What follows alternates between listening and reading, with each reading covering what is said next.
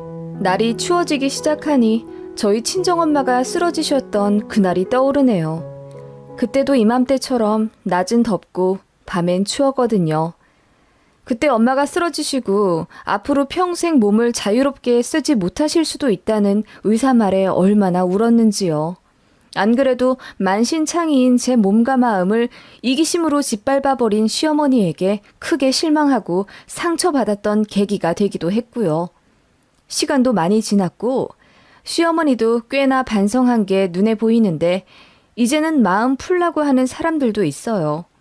그런데 저는 좀처럼 제 시모께 살갑게 대하고 싶은 생각이 전혀 안 드는데 제가 너무한 건가요? 여러분의 생각이 궁금해서 글을 한번 써봅니다. 저희 친정엄마는 아주 건강했던 분입니다. 주말마다 교회 봉사도 다니시고 평일에는 친구 그리고 큰이모랑 운동도 여러 개 다니세요. 수영, 탁구, 마라톤 등 활동적인 분이십니다. 사실 원래는 집이 제일 편하셨던 분이세요. 평생 가정주부셨는데 친정아버지 돌아가시고 나서 홀로 되신 이후로 심각한 우울증에 시달리셨고 약도 2년인가 복용하셨습니다. 무기력증에 며칠간은 밥도 제대로 드시지 못하시고 누워만 계신 엄마를 보며 저희 남매는 또 한 번 초상을 치르게 될까봐 얼마나 눈물을 흘렸는지요. 그런 저희 모습이 불쌍하다 생각하셨는지 어머니는 자리를 훌훌 털어 일어나시고 그 다음부터 억지로라도 몸을 움직여 활동을 하셨어요. 물론 하루아침에 사람이 변할 수는 없고 이런저런 일도 많았지만 어쨌든 약 10년 전부터 엄마는 쭉 활동적으로 사셨습니다. 그런 엄마의 모습에 안심할 때쯤 저도 결혼을 하게 됐었죠. 시어머니는 처음부터 저를 마음에 안 들어 하셨어요. 홀 어머니라서 제 남편이 장모님을 모시게 될까봐 엄청 걱정하셨는지 첫 인사자리랑 상견례에서 무례하게 물어보시더라고요. 나중에 나이 먹으면 어떻게 하실 거냐고. 저희 엄마는 웃으면서 지금도 언니랑 거의 같이 살다시피 하는데요. 그리고 애들이랑 같이 살고 싶은 생각은 없습니다. 우리 아들, 딸들이 성격들이 강해서 같이 살면 제가 피곤해요. 하시면서 농담 섞어 저희에게 기대지 않으시겠다는 의지를 밝히셨어요. 저는 그것도 너무 마음이 아프더라고요. 시가고 친정이고 간에 혼자 남으신 부모님께 도움의 손길이 필요하면 저는 자식으로서 당연히 돌봐드려야 한다는 입장입니다. 사정이 안 되면야 그때 가서 요양원을 알아보지만요. 시어머니는 저희 친정 엄마의 답변이 썩 성에 안 찬 듯 다들 그렇게는 말하더라고요. 근데 그건 나이 70, 80이 돼봐야 알겠죠. 라고 하시더군요. 그런 시어머니에게 저도 되묻고 싶었습니다. 어머님도 만약 혼자 되시고 나서 나이 70, 80이 되어도 자식이랑 살고 싶단 생각 안 들 자신 있으시냐고요. 그치만 저는 용기가 없는 며느리였고 당시 남편만 쥐잡듯이 잡아서 다시는 어머니가 그런 무례한 말씀 안 하시게 조치해달라고 으름장을 놓을 뿐이었습니다. 아무튼 과거에 그런 일이 있었고요. 친정엄마는 혼자 되신 분이라고 걱정도 안 들 정도로 스스로 모든 것을 배워나가고 또 진취적으로 살고 계셨습니다. 오히려 시어머니가 더 저희한테 기대셨고요. 시아버지가 외부 활동이 많으신 편인데 어머님을 거의 안 데려가세요. 두 분이 성격이 잘 안 맞아서 예전부터 거의 따로 국밥 마냥 사셨다고 하더군요. 그런데다 장남인 형님은 먼 지방에서 살고 계시고 차남인 제 남편은 그나마 차로 1시간 거리에 살아서 그런지 핸드폰 조금 안 돼도 저희를 호출하시고 집에 바퀴벌레가 나와도 저희한테 전화하시더라고요. 잡아달라고요. 저희가 1시간 거리 달려서 시댁에 바퀴벌레 잡으러 가야겠습니까? 게다가 저희는 맞벌이라 정말 눈코 뜰 새 없이 바쁜데요. 그래서 말도 안 되는 부탁은 몇 번 거절했더니 저더러 너 친정엄마한테는 간도 쓸개도 다 빼줄 것처럼 잘해드리지? 내가 시어머니라 그러니? 시자라 거리감 느끼는 거야? 하시더군요. 그래서 저도 열받아서 저희 친정어머니는 바퀴벌레가 나와도 당신께서 맨손으로 잡으시고 핸드폰 안 되면 가게로 가서 직원한테 물어보세요. 저한테 딱히 도움을 요청하신 적도 없거니와 어머님, 저희가 매번 거절을 한 것도 아니잖아요. 주말에 가서 해드린대도요. 라고 했더니 며느리가 감히 시어머니 말에 바락바락 대든다며 한 달을 머리 싸매고 누우셨다더군요. 시금 전폐하셨다더니 정작 한 달 뒤에 만났을 때는 살이 쪄 계신 게 코미디더라고요. 아무튼 그렇게 시어머니는 시시때때로 저희 친정엄마를 경계하셨어요. 그 도가 진짜 지나치다 싶더라고요. 저희가 18평 신혼집에서 시작하다가 돈 많이 모아서 32평 신축 아파트 청약에 당첨되어 이사를 가게 되었어요. 그런데 시어머니가 극구 반대하시는 거예요. 애도 하나인데 굳이 방이 3개 있는 큰 집에 가야 할 필요가 있냐고요. 어이가 없더라고요. 애가 둘이 될 수도 있고 또 저희가 돈 모아서 집 늘려간다는데 솔직히 말해서 돈 한 푼 보태주신 것도 아니고 오히려 친정엄마가 가구 사라고 2천만 원 보태주셨어요. 그런 엄마도 가만히 계시는데 시어머니가 그렇게 반대를 하시더라고요. 그런데 친정엄마한테 2천만 원 받은 거 아시고는 더 노발대발 흥분은 가라앉히지 못하시더니 너희 엄마가 너네랑 같이 살려고 돈 대준 거 아니니? 라고 소리를 버럭 지르시더라고요. 그때 처음으로 시어머니가 저희 친정엄마를 너희 엄마라고 지칭했고 저는 그게 너무 무례하다 느껴져서 어머님, 저희 친정엄마는 꼬박꼬박 사부인, 안사돈이라고 호칭 제대로 해주시는데 어머님은 너희 엄마라고 하시면 어떡해요? 라고 했더니 그깟 호칭이 뭐가 그리 대수냐면서 화내시더군요. 그리고는 아무튼 간에 합가는 절대로 안 된다. 우리 아들 어른이랑 사는 거 아주 불편해해. 서로 배려해 가면서 살아야 부부지.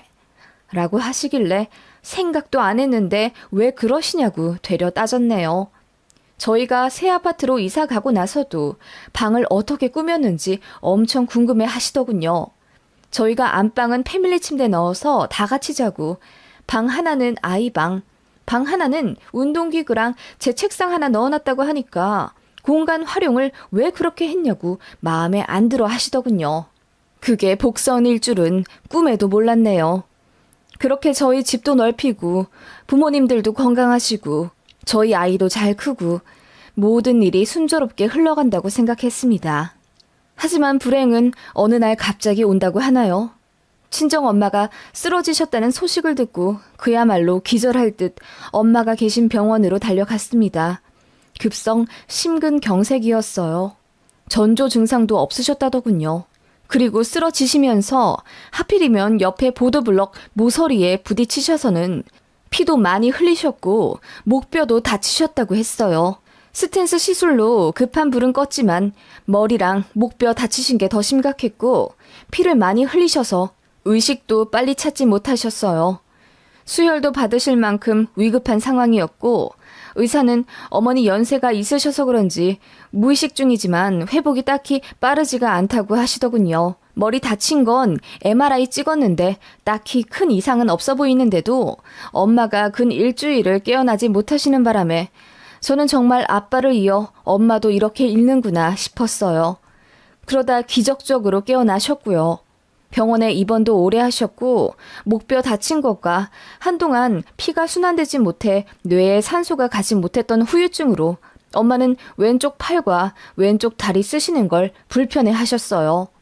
엄마는 당신이 오른손잡이인데 다행히 왼쪽이 고장이라며 농담을 하실 정도였지만 솔직히 제가 봤을 때 엄마는 휠체어도 제대로 못하실 것 같은 심각한 상태였습니다.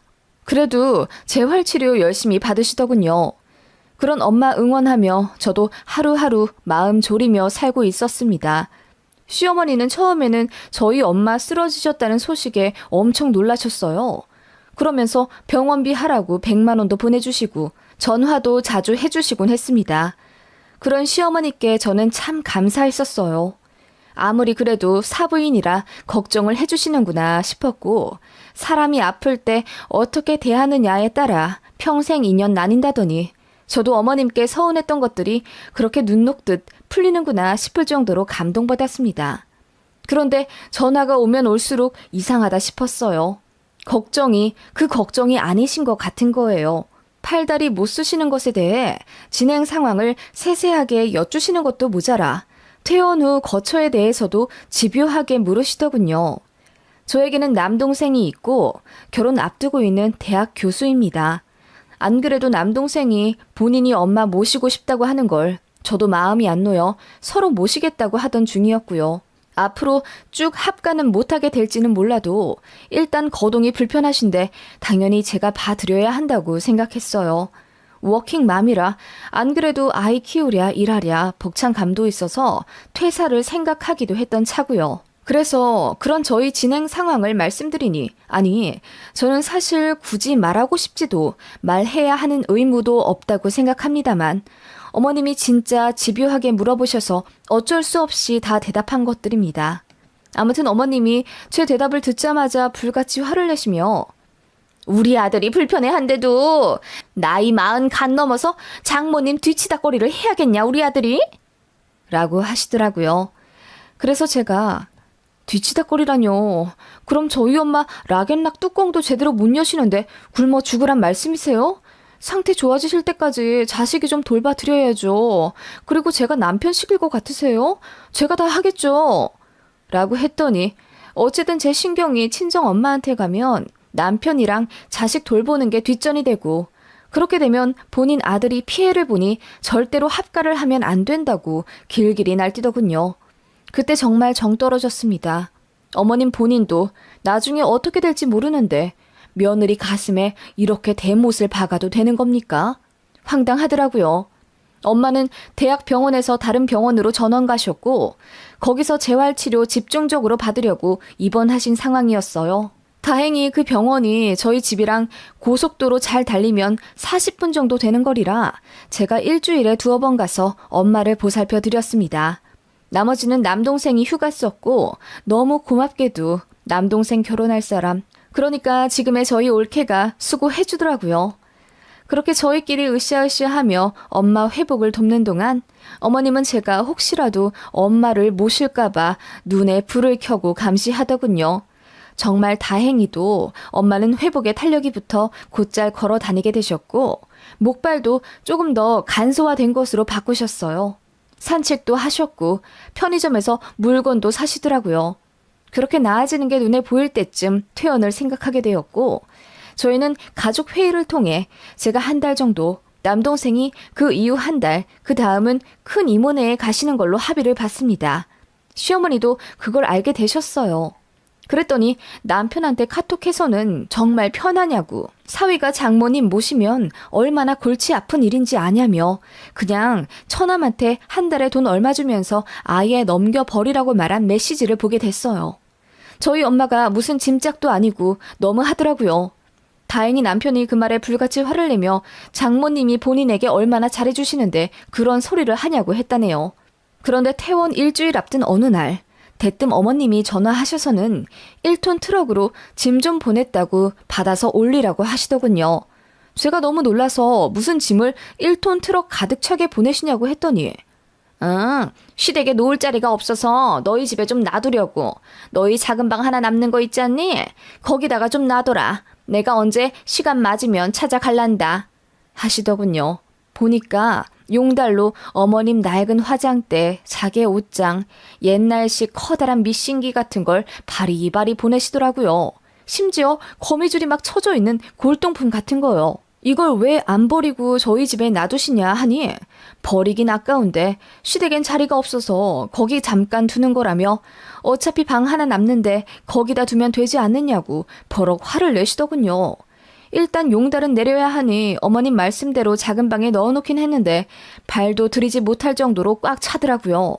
제가 너무 열받아서 시어머니께 곧 엄마 모셔야 할 방에 어머님 물건 가득 넣어놓으라 하시면 저더러 어쩌라는 말씀이세요? 라고 했더니 바로 끊으시더군요. 어이가 없어서 그거 사진 찍어 남편에게 전송하고 그대로 용달 다시 불러 시댁에 보냈어요. 시모한테 계속 전화 오는 거 다 거절했고요. 저도 시모한테 며느리 노릇 하기 싫더라고요, 이제. 남편한테 엄마 일로 미안한 마음은 있었지만 남편도 자기 엄마가 너무한 거 아니까 저한테 꼼짝 못했고요. 그러다가 대박 사건이 터졌죠. 큰 이모님께 전화가 왔어요. 네 엄마한테 네 시어머니가 전화를 했다더라. 나이 들어서 자식 도움받는 거 보기 안 좋지 않냐면서 딸내한테 신세질 생각하지 말랬다더라. 내가 다 어이가 없어서 따질랬더니 네 엄마가 그러지 말라고 말리는데, 아니 아무리 생각해도 어이가 없어서 말이야. 무슨 그런 사돈이 다 있다니? 아니 안 그래도 애들한테 신세 안 지려고 최선을 다해서 재활치료 받는 사람한테 너무한 거 아니야? 그래서 내 동생이 뭐 너네 집에 눌러 살겠대? 내 동생 내가 책임져. 황당해서 원! 라고 이모가 울부짖으며 말씀하시는데 저는 그야말로 눈이 뒤집혀지더군요. 엄마한테 전화해 사실이냐고 물으니 그렇긴 하지만 굳이 따지진 말라면서 아픈 본인 잘못이라고 하시는데 눈물이 나더라고요. 그래서 시어머니에게 바로 전화하려다가 그냥 시동 걸어 시댁으로 들이닥쳤습니다. 역시나 시아버지는 집에 안 계셨고 어머님 혼자 파자마 차림으로 편하게 계시다가 저보고 눈이 휘둥그레 해주시더군요. 네가 여긴 웬일이냐? 어머님, 제 친정어머니께 전화하셨어요? 딸내 신세질 생각 말라고? 뭐? 난 또 무슨 일이라고? 예, 설마 내가 그렇게 얘기했겠니? 나는 그냥 우리 아들 처남이 아직 혼자 살고 그러니 거기가 더 편하실 것 같아서 딸내한테는 가지 마라. 그렇게 말씀을 드린 거지. 우리 아들이 또 장모님 모신다고 하면 집에서 빤스도 못 입고 갇혀있고 불편하지 않겠니? 그렇게 되면 서로 불편하지. 그래서 피차 더 좋은 방법을 말씀드린 거야. 그리고 자식한테 기대지 말라는 게 뭐 틀린 말이니? 난 그런 거 도통 이해가 안 가서 아무리 몸이 안 좋아도 혼자 죽이 되든 밥이 되든 버텨야지. 그걸 어머님이 왜 결정하시는데요? 물론 제 남편이 어느 정도 불편할 수 있다는 건 알아요. 그래서 미리 동의도 구했고 사과도 했고요. 정말 괜찮대요. 그리고 이럴 때 안 모시면 본인도 마음이 불편할 거라면서 더 오래 모시자고 얘기했던 게 아이 아빠예요. 그래도 제가 한 달이라고 딱 기간 정해놓은 거고 또 가장 중요한 건 저희 엄마도 자식들 집에서 신세 지는 거 부담스러워하세요. 저희가 모신다고 한 거지 엄마가 먼저 오겠다고 한 적도 없고 또 상황이 나아지면 한 달 안 채우고 먼저 나가실 거라고 했어요. 제가 따발총처럼 어머님께 쏘아붙이자 어머님 얼굴이 벌개지더니 그야 안사돈도 민망하니까 그렇게 말씀을 하실지 몰라도 솔직히 사람 건강이 어떻게 될지 모르고 근데 너희 집에 있다가 혹시 몸이 안 좋아지시면 아예 눌러 앉으시면 어떡하니? 그건 내가 반대인데? 라고 하시더군요. 어머님은 전혀 미안한 기색이 없이 이런 건 시댁에서 관여해야 할 사항이라며 눈치 안 보고 막 나가는 제가 이상한 거라고 하시더군요. 그러면서 홀어머니 있는 딸이 결혼시장에서 얼마나 최하 등급인 줄 아냐면서 사위 처가에 다 빼앗긴다고 볼멘 소리를 하시더군요. 그리고는 홀어머니인 것도 마음에 안 드는데 돌아가실 때까지 정정하셔야지. 왜 아프고 그러신다니? 하필이면 거동이 불편해지실 건 또 뭐야? 아프더라도 그냥 손 덜 가는 그런 질환이나 걸리시면 좀 좋아? 라고 하시더군요. 그 말에 제가 빡 돌아서 어머님, 그게 어떻게 맘대로 되나요? 그리고 어머님은 나중에 안 아프실 줄 아세요? 지금도 당뇨기 있으시고 무릎 아프다 매일 앓는 소리 하시면서 왜 그러세요? 라고 했더니 어머님이 놀란 듯 절 보시더군요. 어머님은 평생 건강하시고 평생 안 다칠 줄 아시냐고요. 그리고 사람 앞날 어떻게 될지 모른다면서요. 아버님도 갑자기 돌아가시게 되면 어머님 혼자 남으시는데 그러면 그때 가서 자식한테 안 기대고 사실 자신 있으세요? 저는 어머님보다 훨씬 젊은데도 앞날을 확신 못하고 사는데 어머님은 뭘 믿고 그렇게 당당하신 거예요? 뭐라고? 아니, 내 말은 그냥 자식들 생각해서. 그러니까 제 말이 그거예요. 어머님은 나중에 거동 못하실 때 자식 도움 절대로 안 받으실 거냐고요. 아니, 무슨 그렇게까지 너는 극단적으로 말을 하냐. 극단적으로 말씀하신 건 어머님이시잖아요. 제가 언제 저희 친정어머니 평생 모신다고 했어요? 상황이 좀 그러니까 집에 좀 모시겠다는 건데 왜 그러세요? 제가 소리를 빽 지르자 어머님이 슬금슬금 뒷걸음질 치시더군요. 저는 그렇게 할 말 다 했지만 어머님은 제 말에 대답도 안 하시고 저더러 너무 한다는 말만 반복하시고 피해자 코스프레 하실 뿐이었습니다. 어이가 없었지만 그냥 그렇게 저도 할 말 다 한 걸로 애써 기분을 풀었죠. 어머님이랑은 이제 다시 연락하고 싶지도 않고 이번에 작은 방에 어머님 물건 용달 부른 일을 계기로 제 남편도 많이 화가 났기 때문에 앞으로 연을 끊고 살아도 자기는 저한테 며느리 노릇 절대 안 바랄 거라며 제 마음을 알아주더군요. 그렇게 두어 번의 명절을 보냈을까? 엄마는 저희 집에서 3주 정도 계시다 남동생 집으로 가셨고 불편하시다며 2주 만에 댁으로 돌아가셨어요. 혼자 계셔도 틈틈이 저희 자식들과 이모, 조카들의 도움을 받으며 전혀 불편함 없이 회복을 위해 노력하셨습니다. 저희 어머니는 한의원도 부지런히 다니시고 재활 치료도 누구보다 열심히 받으셨어요. 덕분에 거의 80% 신경이 돌아왔고 뛰지만 못할 뿐 일상생활을 거의 다 회복하셨어요. 취미생활도 예전에 액티브한 활동에서 조금은 정적인 활동으로 요리 클래스나 프랑스 자수 같은 걸로 무료함을 해결하시기도 했고요. 그런 엄마의 모습이 한편으론 정말 존경스럽더라고요. 그래서 엄마 걱정을 거의 하지 않게 되었을 무렵 청천벽력과도 같은 소식이 들렸습니다. 시어머니가 빙판길에서 넘어지시면서 하필 뾰족한 철근 옆으로 쓰러지시는 바람에 엉치뼈와 골반뼈가 동시에 골절이 되셨어요. 아예 못 걷는다고 하시더군요.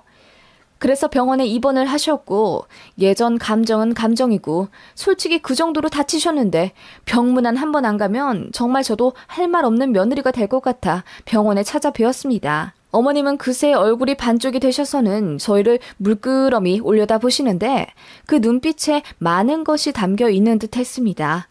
형님네가 계시지만 아랫지방에 살고 계셔서 간병은 아예 말조차 안 나온 상태이고 아버님 혼자 어머님을 돌보시게 되었는데 너무 부담스러워 하시더라고요. 아버님은 어머님께 평생 밥상만 받아보신 분이지 밥 먹고 나서 치우지도 않으실 뿐더러 물도 제 손으로 잘 안 떠다 드시는 분이에요. 누가 옆에 있으면 꼭 시키려 하시지 제 손으로는 빨래도 한 번 해본 적 없는 분이라 간병인을 절실히 바라시더군요. 어머님 화장실만 간신히 도와드릴 뿐 밥 먹는 것도 떠 먹여주기 싫다고 간호사를 시키려고 해서 병동에서 혼이 나셨다네요. 그뿐만 아니라 양치나 세수 같은 것도 잘 안 도와드리셨고요. 그래서인지 어머님이랑 병원에 있는 그 짧은 3일 동안 계속 싸우셨댔고 몸이 아픈 것보다는 스트레스 때문에 어머님이 더 힘들다 하시더군요. 그렇다고 간병인을 구하지도 않으셨어요. 어머님이나 아버님이나 엄청 짠돌이라서요. 돈 아깝다고 생각을 하시거든요. 그래서 저희가 간병인을 구해드리고 비용도 되겠다 하시니 어머님이 갑자기 펑펑 우시며 서운하다 하시더라고요. 왜 집에 모시고 갈 생각을 안 하고 대뜸 병원에 자기 혼자 두고 갈 생각을 하냐면서요. 그러면서 네 친정엄마는 그렇게 애틋하게 여기면서 집에 어떻게든 모시려고 안간힘을 쓰더니 내가 아프니까 왜 거들떠도 안 보니? 네가 그러고도 며느리라고 할 수 있어?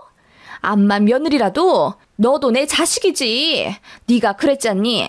부모가 아프면 자식이 돌봐드려야 한다고. 그래놓고 나는 간병인만 달랑 붙여놓는다고? 정말 서운하다. 하시면서 막 우시는 거예요. 남편은 옆에서 한숨을 팍 쉬며 와이프 이제 일 다시 시작해서 바쁘기도 하고 저번에 장모님 일로 서로 기분도 상한 상황인데 우리 집에 오려고 하면 내 체면이 뭐가 되겠어. 그러게 그때 말이라도 좀 잘하시지. 라고 제가 할 말을 대신 해주더라고요. 저는 어머님 편찮으신 상황에 대놓고 꼬시다 이런 말 하기가 솔직히 좀 그렇더라고요. 게다가 병원이기도 했고요. 그랬더니 어머님이 대성통곡을 하시며 자식 키워봤자 다 소용없다 울고불고 하시더군요. 그러면서 저한테 계속 안 하던 문자를 보내시더라고요. 자기 힘들다 아프다 시아버지가 하도 귀찮다 난리를 쳐서 간병인을 구하긴 했는데 탐탁치 않다 등 하소연을 줄줄 하시는데 결국 결론은 저희 집에 오고 싶다는 이야기. 솔직히 말하면 어머님 다 나을 때까지 모시는 거 예전 같았으면 절대 싫지 않았을 거예요. 그런데 저희 친정 엄마한테 그렇게 대한 거 알면서 누가 냉큼 모시나요? 그건 바보 아니에요? 제가 그때 시어머니 망원 때문에 얼마나 스트레스를 받고 마음의 상처를 받았었는데요. 시어머니 다치신 얘기를 저희 친정엄마도 알게 되셨어요. 저번에 저희 친정엄마 입원하셨을 때 시어머니가 100만 원 주신 거 알고 계신 터라 이번에 되갚는다고 돈을 보내주신다고 계좌를 물으시더라고요. 그러시면서 엄마가 그때 너희 시어머니 덕담 덕분에 나도 회복 잘했으니 되갚아 드려야겠다 하시더라고요. 무슨 말씀인가 했는데 나중에 알고 배 잡고 웃었습니다. 친정엄마가 시어머니한테 전화를 거셨다더군요. 대략 대화는 사부인 이번에 빙판길에서 넘어져서 꼼짝을 못 하신다면서요. 에구 어쩌다 그러셨어요. 그때 100만 원 보내주시고 또 따로 격려도 진심으로 해주신 덕분에 저 재활치료 잘 받고 잘 회복했습니다. 라고 했더니 저희 시어머니가 우물쭈물 하면서 고맙다고 인사하고 빨리 끊으려 하셨대요. 네, 고맙습니다. 그럼 이만. 아니, 그런데 앞으로 회복을 어찌하려 그러세요? 자식한테 도움받는 거 진절머리 나게 싫어하시는 분으로 알고 있는데. 아, 바깥 사돈분이 계시니 걱정 없는 건가요? 아니면 간병인을 구하시는지요? 아, 그건 자식의 배우자가 불편해할 거 생각하는 게 참 어른이라고 하셨으니 제 딸네 집은 절대로 안 가시겠네요. 사실 뭐 아들이고 딸이고 우리 안사돈께서는 자식한테 부담 주는 부모 절대 안 될 거라고 호언장담을 하셨으니 향후 행보가 어떠실지 안 봐도 눈에 훤하네요. 너무 무리는 하지 마시고 쾌차하시길 빕니다. 저도 계좌로 마음 보내드렸습니다. 사부인 응원합니다. 라고 했더니 시어머니가 아무 말 못하셨다네요. 그 얘기 듣는데 어찌나 통쾌하던지. 그러면서 저한테는 시모한테 가진 앙금 다 풀라고 하셨어요. 엄마가 대신 복수했으니 저는 더 모진 말 할 필요도 없고 시모를 너무 미워하지 말라고 하셨어요. 미워하는 것도 에너지가 필요한 거라고 하시면서요. 저희 엄마도 아닌 척해도 사실 상처를 많이 받으셨을 거예요. 그래서 더 잘해드리고 싶어서 우리 집 안 오겠다는 엄마를 기어코 저희 집으로 잠깐 모셨던 거고요. 한마디 말로 천냥빚도 갚는다던데 어머님이 그렇게 무정하게만 나오지 않았어도 저는 어쩌면 시어머니 다 나으실 때까지 저희 집에서 모셨을지도 모르죠. 저희 친정 엄마 때처럼요. 이 세상에 과부되고 싶은 사람이 누가 있겠으며 아프고 싶은 사람이 누가 있나요? 사람 앞날은 그 누구도 모르는 건데 경솔함은 돌고 돌아 결국 나 자신을 공격한다는 걸 시어머니는 뼈저리게 아셨을 겁니다. 시모는 저희 엄마랑 통화하신 이후로 저한테 다시는 연락하지 않으셨고 얘기 듣자 하니 병원에서 일주일 정도 간병인 구해서 입원해 계시다가 퇴원을 하셨다더군요. 저희 집에 너무 오고 싶어 하셨는데 어머님의 구업으로 결국 이도 저도 못하고 혼자 끙끙 앓게 되셨다더군요.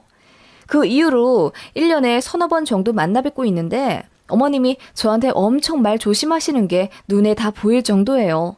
다만 저희 친정 엄마한테 막말했던 건 사과받지 못했지만 뭔가 느낀 게 많으시겠죠.